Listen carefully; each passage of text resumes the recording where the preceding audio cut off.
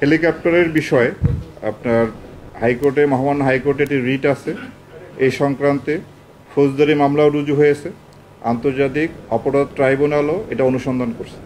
আমরা আশা করব এই সমস্ত অনুসন্ধানের মাধ্যমে প্রকৃত সত্য বের হয়ে আসবে এবং এর প্রেক্ষিতে পরবর্তী ব্যবস্থাগুলি গ্রহণ করা হবে।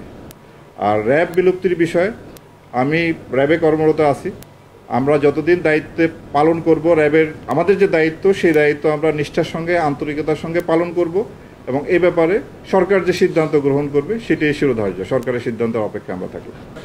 আমরা এই পর্যন্ত যে ছিনতাই, ডাকাতি, চাঁদাবাজির সাথে সম্পৃক্ত 16 জন র্যাব সদস্যকে আটক করে তাদের বিরুদ্ধে ফৌজদারি অভিযোগ আনয়ন করেছি এবং ভবিষ্যতেও কোনো সদস্য যদি এই ধরনের অপরাধের সাথে সম্পৃক্ত হয় তাদের বিরুদ্ধে ফৌজদারি মামলা এবং পাশাপাশি বিভাগীয় মামলা দুইটি অব্যাহত থাকবে এবং আমরা এই বিষয়ে অত্যন্ত কঠোর অবস্থানে আছি।